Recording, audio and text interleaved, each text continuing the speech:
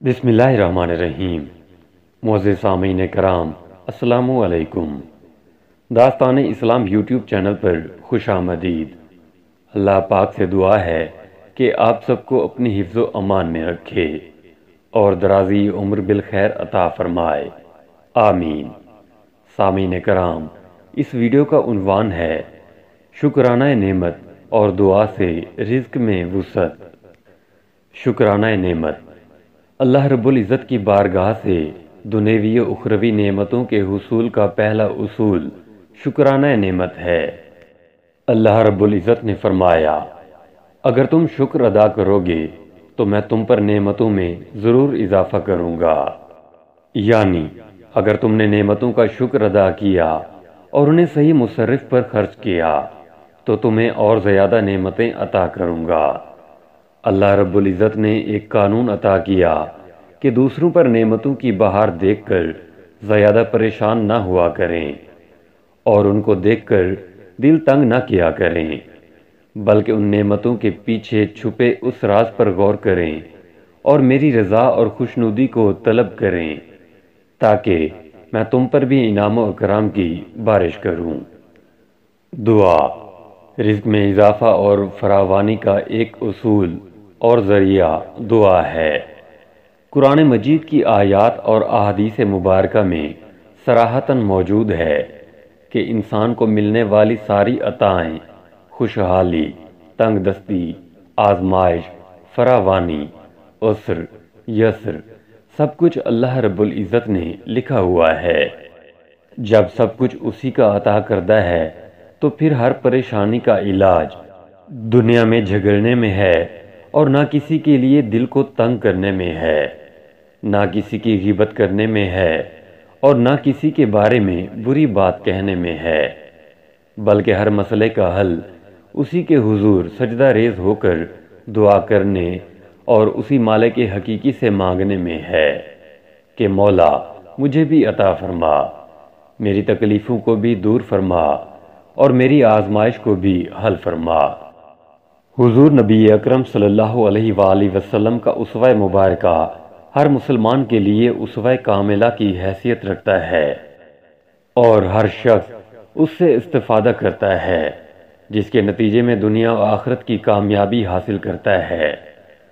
سیدنا انس رضی اللہ تعالیٰ عنہ روایت کرتے ہیں کہ حضور نبی اکرم صلی اللہ علیہ وآلہ وسلم اپنی حیات مبارکہ میں یہ دعا کثرت سے فرمایا کرتے تھے، ربنا آتنا فی الدنیا حسنۃ وفی الآخرۃ حسنۃ وقنا عذاب النار۔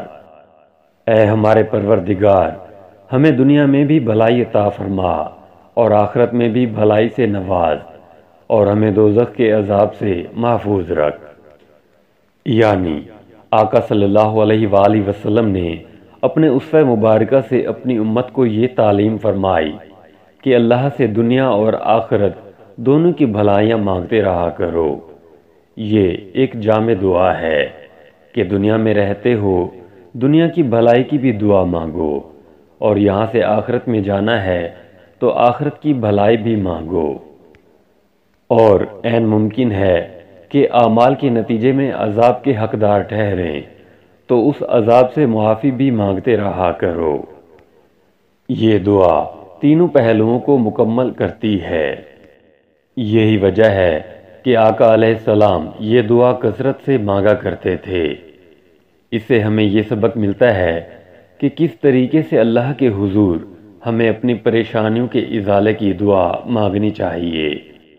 زندگی میں کبھی اللہ رب العزت سے مانگنا نہ بھولیں، ہمیشہ اللہ رب العزت کی بارگاہ میں دست دعا دراز رکھیں، دل کی خالصیت کے ساتھ اس سے مانگتے رہیں، پھر اس کے عطا کرنے میں چاہے جتنی بھی دیر کیوں نہ ہو جائے اس کی رحمت سے کبھی مایوس نہ ہوں۔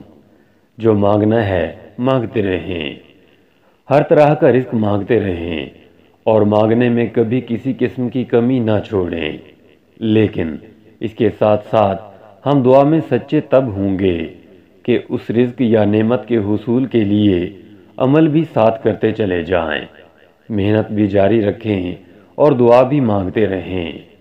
کبھی کبھار ایسا ہوتا ہے کہ ہم پریشانیوں میں گھر جاتے ہیں، مالی پریشانی، روزگار کی پریشانی، جاب کی پریشانی، اور پھر ان پریشانیوں کے نتیجے میں عبادت کی طرف رغبت کم ہو جاتی ہے، مایوسی کا شکار ہو جاتے ہیں اور دھیان اس طرف نہیں جاتا۔ اس طرح ڈپریشن اور ذہنی تناؤ کا شکار ہو جاتے ہیں اور عبادت سے غافل ہو جاتے ہیں، اور ان دنوں میں ہم دعا کرنا ہی بھول جاتے ہیں، جبکہ اس وقت سب سے زیادہ دھیان اور رجوع اللہ کی بارگاہ کی طرف ہونا چاہیے۔ آقا علیہ السلام نے فرمایا، جب تم کہو گے کہ اے اللہ مجھے رزق عطا فرما، تو اللہ کہے گا میں نے رزق دینے کا فیصلہ کر لیا ہے، پس اللہ کے حضور مانگتے رہا کرو، اللہ پاک یقیناً اپنے خزانہ خاص سے عطا فرما دے گا۔